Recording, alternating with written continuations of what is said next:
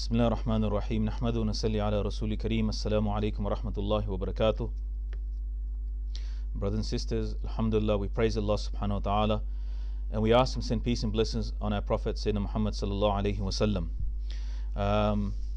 The end of Ramadan is bittersweet in the sense that this is the month, it is the end of the month of the purification of hearts.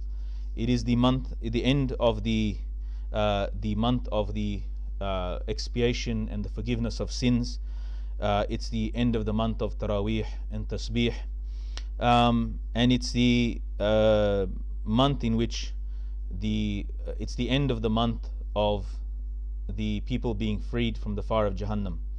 So, and it's the end of the month of the two joys for a mu'min, the joy at the time of iftar and the joy of meeting Allah subhanahu wa ta'ala. So it's the end of that month, and we get into the end month. We're a day or two away from the end of the month, and the month was given as a gift to us. It's something that the Prophet ﷺ 2 months before, when Rajab started, the Prophet ﷺ used to say, may Allah give us barakah in Rajab and Sha'ban. It just felt like yesterday, 3 months ago, that we were talking about this, and now we're actually at the end of Ramadan. He used to say, ﷺ, may Allah bless us in Rajab and Sha'ban and make us reach the month of Ramadan. And I said at the beginning that Ramadan is going to go very quickly, especially this year, and it has gone very, very quickly. I think most of us acknowledge that, especially when we're reduced to human interaction, because in Taraweeh and Iftars and all those events that we, collective and social events that we do together, that's not there. It has gone very, very quickly, and especially for us in Australia, where it's winter, in Melbourne anyway, it's winter and it's cold. You don't even really sort of feel it's 11 and a half hours fast also, and so you really don't sort of feel it. It's quite an easy fast for most of us, and so it is the month of ibadah, of worship. It's a month of making effort and sacrifice. It's a month, wasn't the month of rest. And what we were promised in the ayat that I read at the beginning of Ramadan and before Ramadan, the khutbah is related to Ramadan, that as the ayat says, that Allah has prescribed fasting for you, لَعَلَّكُمْ تَتَّقُونَ, that hopefully become God-fearing. How much fear of Allah did we attain in Ramadan? We come into the end. I'll talk about this next week as well, that we take an account and stock of ourselves. Ramadan hasn't ended yet, but we're pretty much at the cusp. We're at the end of, almost at the end of Ramadan. How much taqwa did we attain? This is something that all of us in the aftermath or the after Ramadan, we have to take stock of ourselves. It was the habit of the Ahlullah, the pious people, that after Ramadan they used to take an account of the whole year, and some used to take an account of Ramadan. That if the goal of Ramadan was that you attain taqwa, how much taqwa was obtained? And that taqwa is obtained not just for Ramadan. It's something that you acquire in Ramadan, and then you keep going with it afterwards. So it's something that it's a skill or an ability or something that you've acquired, and there's hope in that. The ayat of Quran itself says, لَعَلَّكُمْ, hopefully.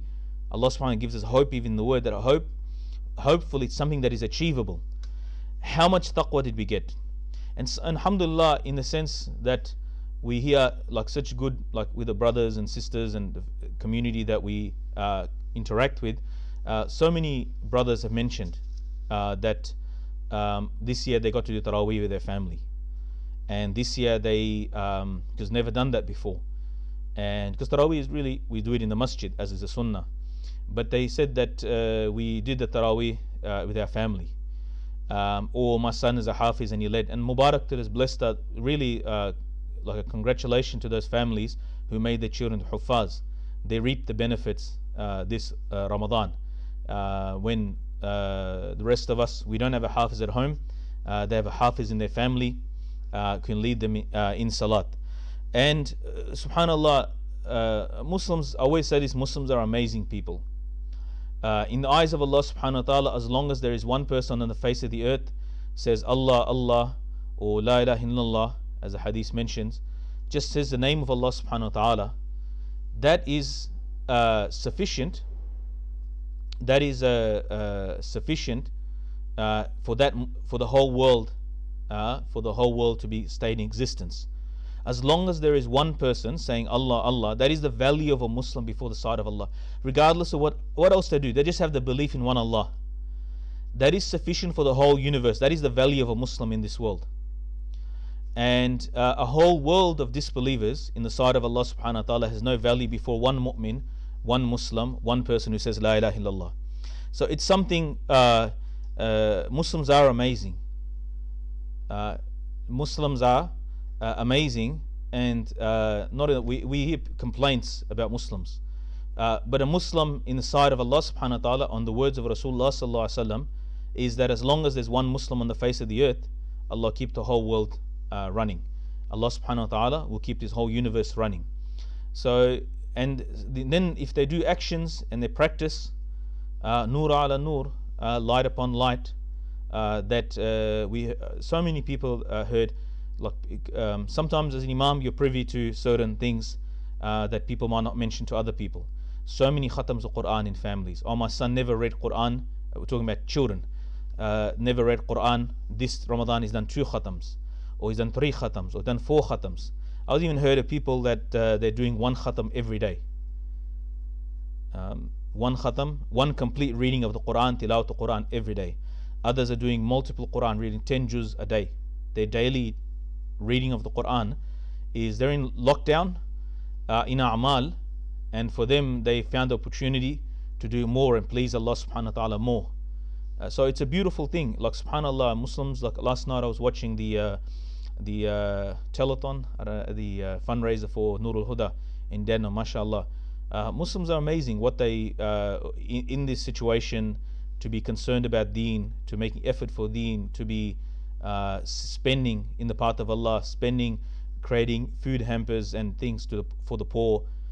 Muslims really stepped up, mashallah, across the board. And because the thing that's driving them is the pleasure of Allah. The thing that's driving is not at the end of the line, at the end of the day, and the bottom line is the pleasure of Allah. That's the thing that drives a Muslim. It has to drive a Muslim, and that is the most beautiful thing, that a person is concerned with pleasing Allah subhanahu wa ta'ala. That's why it makes Muslims are the best. And I don't mean like in a cult sort of a groupie type thing. I'm saying that Muslims are the best in the sight of Allah, and the Muslims are the best in the sight of Rasulullah sallallahu alaihi wasallam. So in this time, how much the ulama, they stepped up in giving durus, how much they taking care of the community, comforting the community, how many people are doing sadaqah, how many organizations are busy working, and you can see so many projects online, so many groups doing work, and so many people contributing, and positive news, alhamdulillah.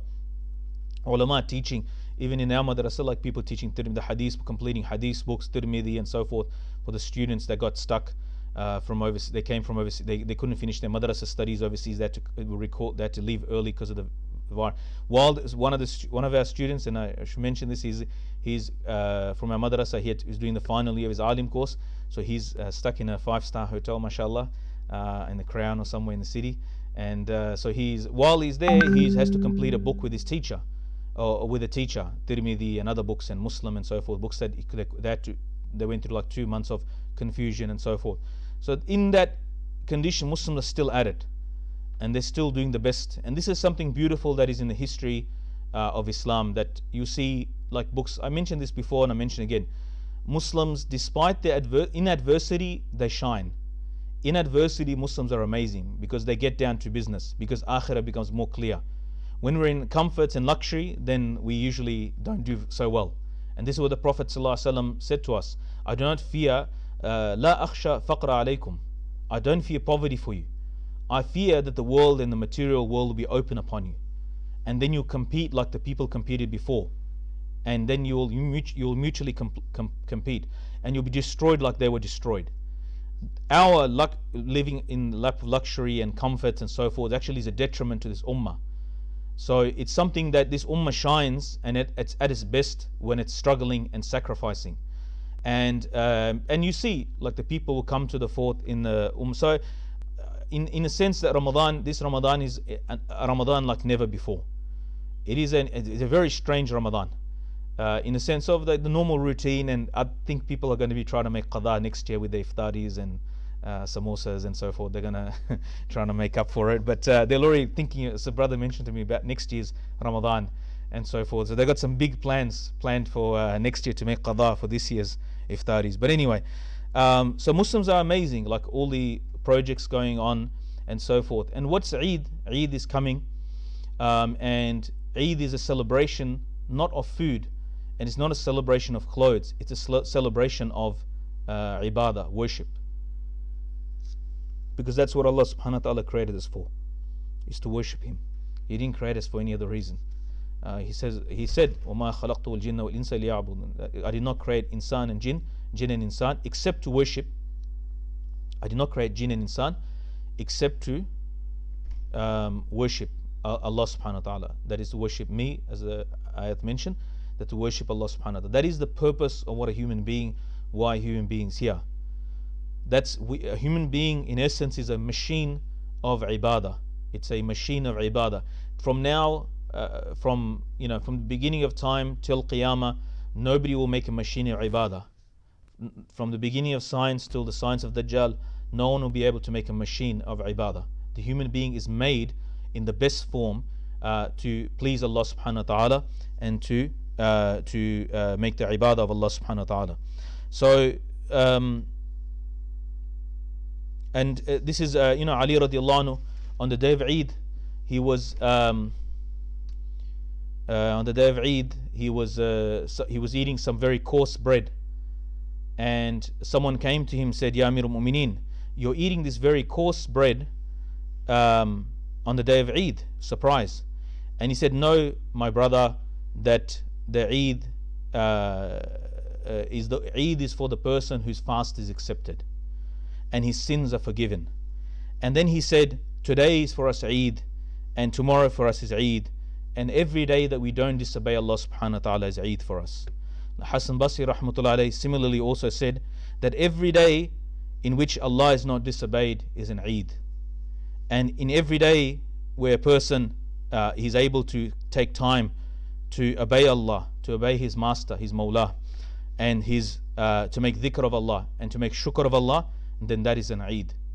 So for them, that was Eid was a celebration of worship. It's not about a social event. Ibn Shaykh Abdul Qadir Jilani rahmatullah alayhi, in his book, one of his books, he mentioned that on the day of Eid was supposed to remind, that's why we're supposed to have it in a big field. It's supposed to remind us of Qiyamah. It's supposed to remind us of the Day of Judgment. In the old days, especially now, maybe now a little bit more, but in the old days, some people used to come to Eid walking, some people used to come on their horses, some people used to come in carriages, some people, depending on their social standing, then it was very obvious. People come with more protocol. Some people just come with the clothes on their back. Some people come with an entourage and with cars, and some people just come by themselves. So as in dunya, Eid was supposed to represent, you could see the different levels of societies, how people differ, the difference, even though we're praying together. On the Day of Judgment, all of us will be together, but will not be the same. On the Day of Judgment, the Anbiya will be very different position to everybody else. The Sahaba will be in a very different position than everybody else. The Ahlullah, the friends of Allah, the pious people, they'll be in very different positions. Some people will be sitting on thrones. Some people will be chewing on their nails, as the hadith mentioned, that they'll be chewing on their fingers until their elbows. So they will be in crisis on the Day of Judgment. So not everybody, and then not everybody will be treated. Some people will be drowning in their sweat. So that disparity on the Day of Judgment will become very clear. The disparity will be based on amal, how people, the iman and amal. The people will be differentiated on the Day of Judgment. They will not be treated, people will be judged fairly. Those who did more for the sake of Allah, they'll be given more. And those who did less, they'll be given less. It will not be fair that somebody gets more and he did less. So, and there's no, chalaki nature, like chalaki, dodgy. You can't be dodgy there. You can't get out of it. La yatakallamun. Allah says nobody will be able to speak on the day of the judgment. La yatakallamun. Allah says that everybody will be standing in safs, in rows, like in the Eidgah, like in the field of Eid. In the Muslim countries, they have big hundreds of thousands of people together for Eid. So that open Maidan, that field where people will be gathered on the day of judgment, the whole humanity will be there. Nobody will be able to talk. Nobody able to speak in silence. But the status of people can be observed. So in this dunya, somebody has a hadith that mentioned that an arrogant person, in this dunya he was arrogant, he made himself very big, but on a day of judgment he'll be like a zarra, he'll be like a spark or like an atom, like he'll be so insignificant, like a piece of dust. He'll be treated like that. So in this dunya people can make what they like, but in akhirah, when the dust clears, we'll see who's who. So that'll be based. So it's Eid is supposed to remind us of that, and it's supposed to remind us of the Salat of Eid is supposed to remind us of the Day of Judgment. There's a few two things. I wanted to read one hadith to you, or parts of one hadith. The Prophet ﷺ specifically talked about Eid. So Rasulullah ﷺ told us that on the day of Eid, the whole year Jannah is decorated. And you see in some countries, like in Egypt, when I went to Egypt, it's very colorful. They say it's the most colorful Eid. They use lights and so forth, and it's quite a very. When I was there, I spent one whole Ramadan there, and so Jannah is the whole year. Jannah is decorated, and a breeze when the first night of Ramadan starts, a breeze blows beneath the Arsh of Allah Subhanahu wa Taala, and it goes through Jannah, and the beautiful music and sound goes through Jannah, and the Hurain, the dark-eyed damsels of Jannah, they come out to the sisters are gonna just log off now. They come out on the balconies of Jannah, exclaiming, "Is there anyone making dua for Allah for us, and that may join in marriage in Him?" Then these damsels call O Ridwan, the keeper of Jannah, the gatekeeper of Jannah. Indeed, the first night. He replies, "Labbaik." This is indeed the first night. So they asked, "What night is this?" He said, "This is the first night of Ramadan, when the doors of Jannah open, and those who observe the fast among the Ummah of Rasulullah sallallahu alaihi wasallam, those from among Ummah of Rasulullah, they observe the fast." And then Rasulullah sallallahu alaihi wasallam said, Allah says, "O Ridwan, open the doors of Jannah, and O Malik, keeper of Jahannam, the angel that in charge, the gatekeeper of Jahannam, close the doors of Jahannam, of hell. For those who fast from among the Ummah of Ahmad, O Jibreel, proceed down to the earth and bind the rebellious shayateen and cast them in the oceans, so they make no mischief and spoil the fast of the Ummah of Ahmad sallallahu alaihi wasallam." And Allah makes an announcement, and this announcement comes. Allah asks an announcer to make an announcement every night. That is there anyone begging of me that I may grant him? Every night of Ramadan, this announcement is made.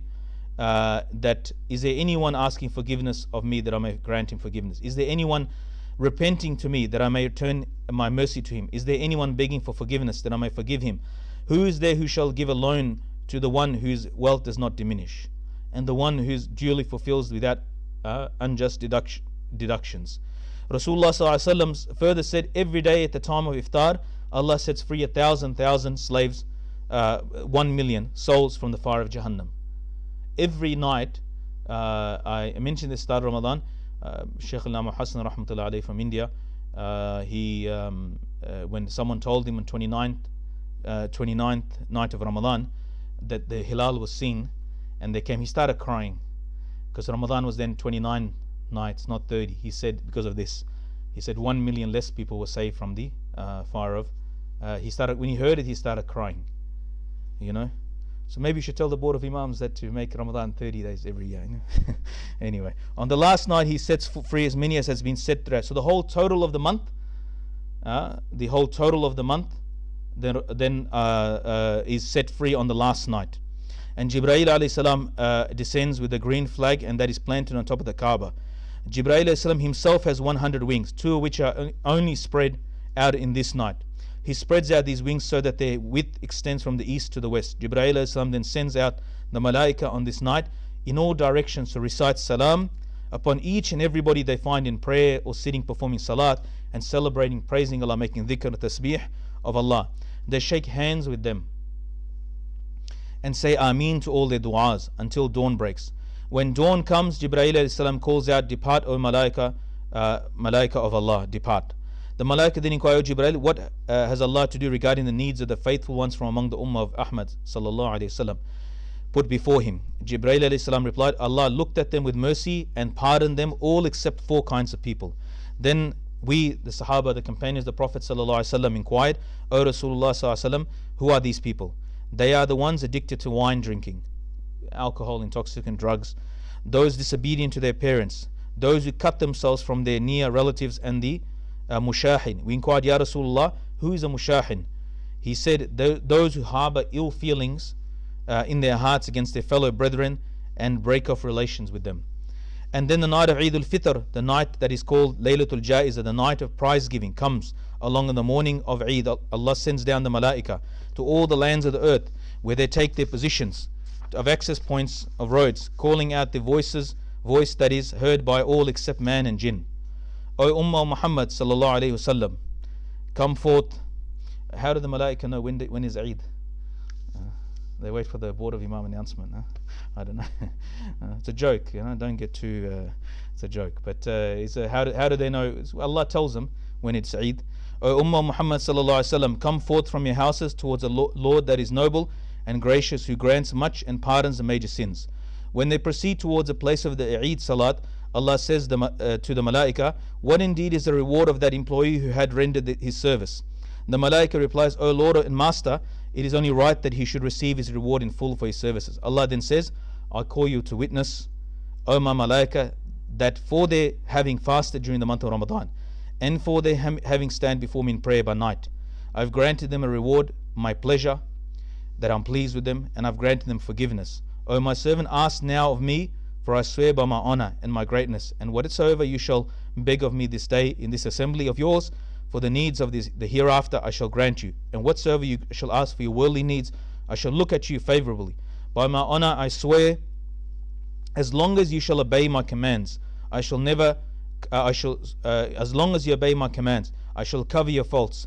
And by my honor and my greatness do I swear that I shall never disgrace you among the evil-doing ones and disbelievers. Depart now from here, you are forgiven, you have pleased me, and I'm pleased with you.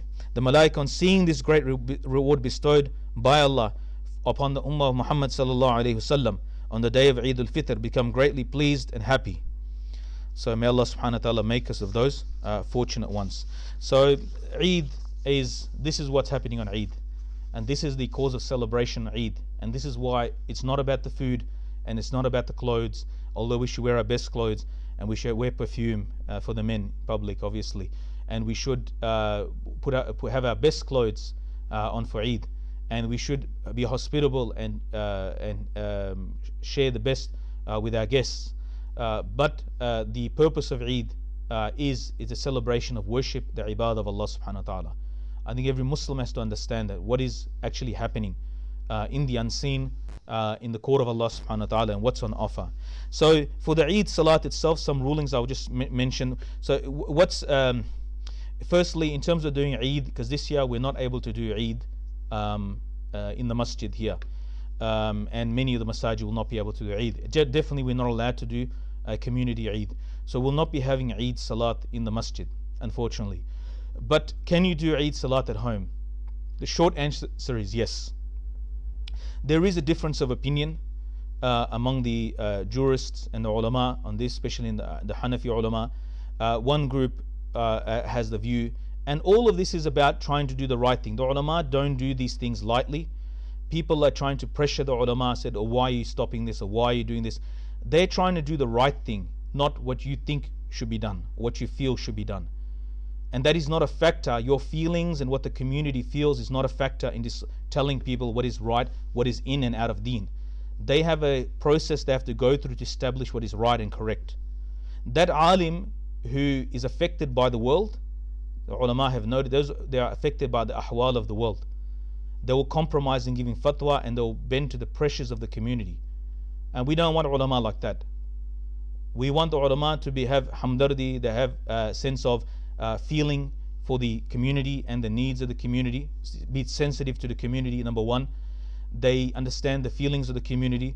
We want our ulama to, this is a human characteristic of a good human and a good person.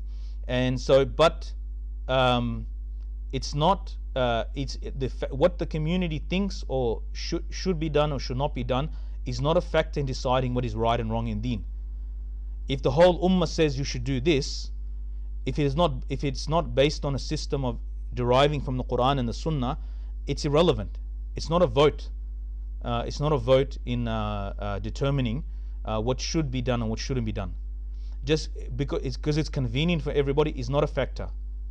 So it's a difficult job sometimes for the ulama to speak They have to speak the truth. And Rasulullah ﷺ warned us about imams and ulama, the mudilleen, the ones who sit on they're sitting on the roads to Jahannam. They themselves are astray. Allah protect us from people like that. They themselves are astray and they'll leave the others astray. He warned about that type of the ulama usu, the wicked ulama. And one of their characteristics is they just, in Pashto they say, I don't know in Urdu what they call it, but harcha khan, everybody's khan. You know, I don't know how else to translate it. But all he does is he sucks up to everybody and he does what people want. So this is not so people that are very sensitive for some reason. Someone contacted me 2 weeks ago about Zakat al-Fitr. So I said, what is the amount of Zakat al-Fitr? Now, Board of Imams and Anik and our masjid, we put an arbitrary amount that's rounded up and easy for people to remember, $10. But that's not a Shari'i amount. That's not based on any fiqh. Because the amounts that are given by Rasulullah sallallahu alaihi wasallam, and they're timeless. They're till Qiyamah. Rasulullah sallallahu alaihi wasallam, when he gave the amounts of things, wheat and barley and dates and so forth, those things are timeless. They still exist today, and they existed before, and they have value. Today as well. So I said the amount was $4.90, and the brother said, why? I said the minimum amount based on the wheat, which Rasulullah ﷺ is $4.90. That's a measurement I did on the first of Ramadan, and I sent it out on Jamiat Ulama post and so forth. That is the minimum threshold. Now for you, $10 might be nothing, but for a pensioner or someone going through hardship, that might be the extra $5 could be the meal for that day. So, but the amount is based, it's a Shari'i amount. $4.90 is actually based on a calculation, and 5-6 ulama it was presented to, and they checked, muftis, they checked it, and that's correct. In different countries the value will be different. I was talking to a brother in Indonesia, I think their staple is rice. He was telling me, he's questioning the measurement, the amount. I said, this is what it's here. And then for barley we calculated it based on what's in Coles and Woolworths.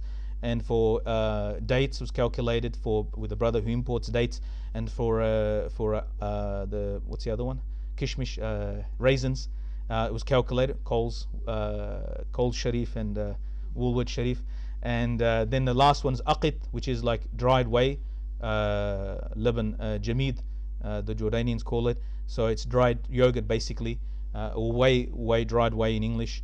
That's Afghani, so they sell that in Dandenong. So the calculation brother who's actually the day before he called to ask the price because he wanted to buy some.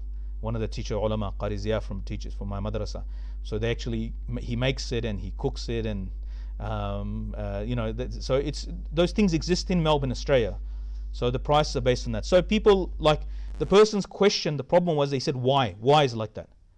What do you mean why? Like that's not a way to ask a question even. You know, like it's like I've given a discount to people on Sadaqat al-Fitr this year. No, because people are making different amounts, 10, 12. So I did some tahqiq on it, alhamdulillah, and presented to the ulama, and they checked on it, and it's fine. These amounts are correct and they're fine, they're based on the sunnah. These are the minimum threshold amounts. Now the aqid, the dried cheese, is $53 or $51 or so at the moment. So if you want to give more, by all means, there's no limit on how much zakat al-fitr so that you can give. If you want to give more and give it 10 times the $4.90, by all means do so.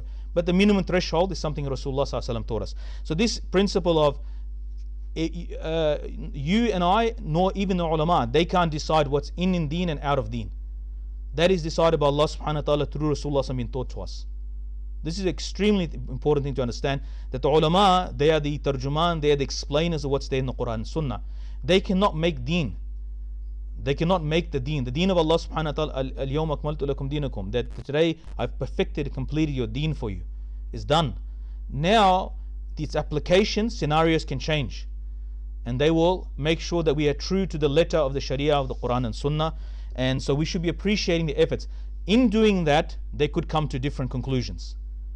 There's different hadiths sometimes. Apparently contradicted, they try to put them meaningfully together so that we can practice our deen. They're doing a favor on us in researching, spending their time trying to find a conclusion that is suitable and applicable for the community, and it's correct also. Not just that it's for us we can practice it, but also that it's correct, it's sound.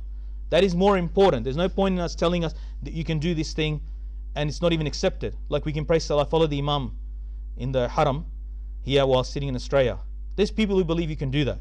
There's someone actually asked the sheikh, can I do tawaf with the television? If I put the Makkah one or whatever it is, the Saudi one of the channel, If I put the Kaaba on, I can do tawaf on my television.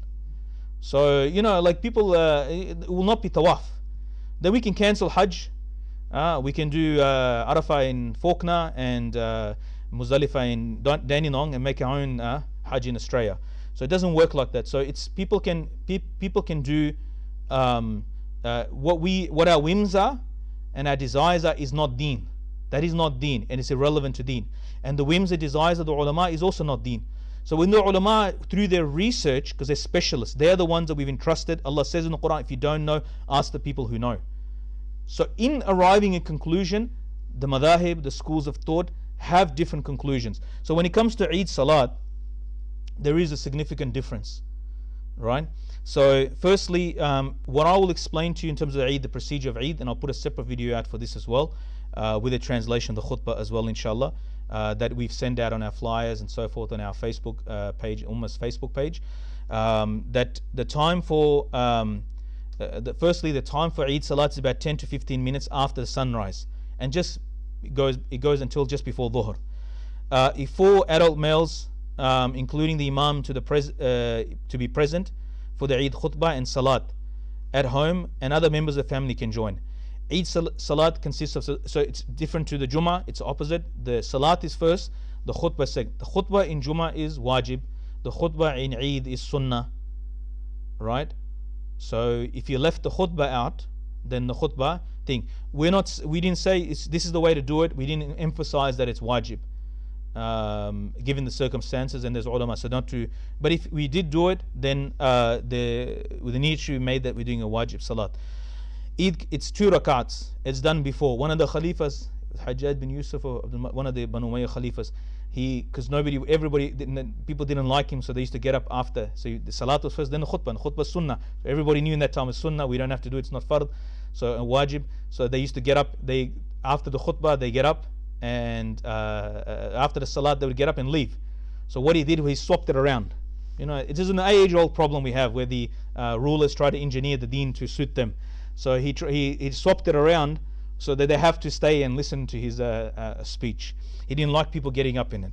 Anyway, so the 2 rakat first, and the Eid khutbah is to be given after the salat, and it is in the Shafi and Hanbali schools, because in Australia, say for example Pakistan, majority 90% are Hanafi. Something you don't have to think about. In India, similar. In the south of India, and in all of Southeast Asia is Shafi'i. East Africa is all Shafi'i. In West Africa it's all. Historically you had regions, and why? Not because of any political reason. It's just they're students of those imams. They became established, and their students, and that's the fiqh that became established in those societies. And there's nothing wrong with that. And so but when you come to Australia, because 99% probably of us are migrants, 2nd or 3rd generation at most migrants in Australia, then we have to be cognizant, we have to be aware of the other schools. Even though I'm explaining according to Hanafi fiqh, I have to make ishara to the other madhab that is also a correct way, because we have all of in Australia we have all the schools. So we have to be just as an ishara that at least what they're doing is also correct. So in the fiqh al-Shafi and Hanbali, 2 rakats of Eid Salat performed at home as sunnah qada with no requirements khutbah. So in the Hanbali and Shafi there's no khutbah. There's in the Shafi and Hanbali there's no khutbah. They pray 2 rakat. Their takbirat are more as well. There's 12 takbirat, and they have last year I led the salat like that with the extra takbirat. So these are all correct. If you see them in the Haramain, it's done like that as well. In the Haram Makkah Medina, that's done like that. But the vast majority of the Muslim Ummah is Hanafi, and they do according to the way that I'm explaining today. Sunnahs to be followed as lead to Eid prayer. Perform the ghusl, eat something before the Eid, something sweet, like dates for example. This is for Eidul Fitr. In Eidul Adha you shouldn't eat anything, and the first thing you should eat is when you slaughter the animal. Then in Australia we generally don't get to do this ourselves, but that should be the first thing that should be eaten. But in Eid al-Fitr something sweet should be eaten. Because why did we fast? We fasted for the sake of Allah subhanahu wa ta'ala. Why are we breaking the fast? For the sake of Allah subhanahu wa ta'ala. Recite takbir, Allahu Akbar, La ilaha illallah, Allahu Akbar, walillahi alhamd, prior to performing the salat with your family. Make the intention to perform the Eid prayer. Give the opening takbir is Allahu Akbar. Then after thana, subhanakallahumma, before a'udhu billah, 3 takbirs are done, Allahu Akbar, and the hands are dropped. Right? And the third one, the hands are then tied and Surah Fatiha is read. And the Fatiha and the Surah is read loudly. And then say Allahu Akbar while moving ruku. Then the rest of Salat is the same. Then you go to second rak'ah. In the second rak'ah, you read loudly the Surah, the Fatiha and Surah. And then after the Surah, before going into ruku, 3 takbir is done. So 3 takbir is done with the hands dropped. The 4th takbir is the takbir that goes into to go into ruku. And then the rest of Salah the same. Then the 2 khutbahs we've provided and online, and we can just read those 2 khutbahs. There's no English talk. There might be some recording that's put up, inshallah, that we can listen to before the Eid Salat as a reminder. But the khutbah itself, even if you don't understand it, like when you listen to Salat, for especially non-Arabs, it's fine, inshallah, if you just read it without understanding. But inshallah, I'll do a recording with a translation of those 2 khutbahs. And one khutbah is read, sits down, then the second khutbah is read, and that's Eid, and say Eid Mubarak at the end. So inshallah, I hope that sort of clarifies the Salatul Eid procedure, inshallah. As for myself, people keep asking me, and I have to mention it because they'll ask me. So as per this announcement on behalf of Ummah, that the Eid Salat for Ummah and community announcement is for Sunday, based on the Board of Imams announcement. As a community knows, myself personally, I follow the National Hilal sighting, but alhamdulillah, I can say one thing about Ummah is there's a high level of tolerance for different views. And it is a Ummah center. And the Ummah, we have differing views. There's wasat in our deen, and we at least, this is not an issue. We have much more bigger issues to be concerned with in the community. We have a high divorce rate. We have a drug problem in our youth in certain quarters in the city. And we have, there are some serious issues as a community that we have a problem with atheistic ideas and so forth creeping into the Muslims. We have some very serious issues that we need to actually attend that we're not attending to. Or if we're attending to, it's like window dressing, not much is being done about it. So my personal view and the ulama that I follow is that I wait for and I do National Hilal sighting. As for other people, they follow the Ummah itself follows the, alhamdulillah, these are not things to fight over.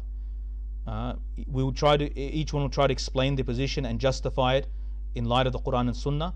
But these are not things that the Ummah should be divided over. And really, the positions are sort of entrenched. And if we cannot have a meaningful discussion and move on forward, it's probably better to deal with the problems of the community that are more pertinent and more serious, inshallah. May Allah subhanahu wa ta'ala make a short dua, inshallah. And we'll finish off, inshallah.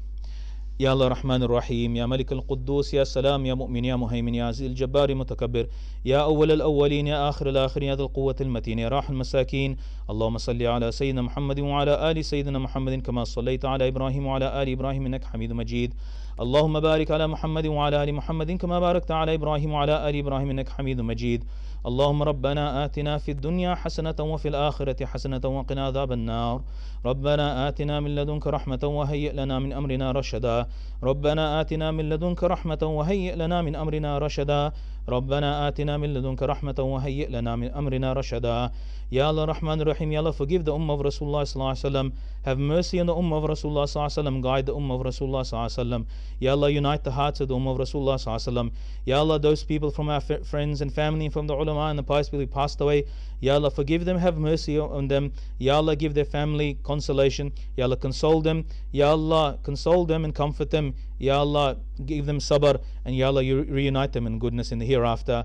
Ya Allah Rahman Rahim, Ya Allah, those amongst us who are sick, Ya Allah, bless them with shifa. Those who are in debt, Ya Allah, fulfill their debts. Those who are suffering and difficulty and they don't have jobs, Ya Allah, provide them with halal rizq.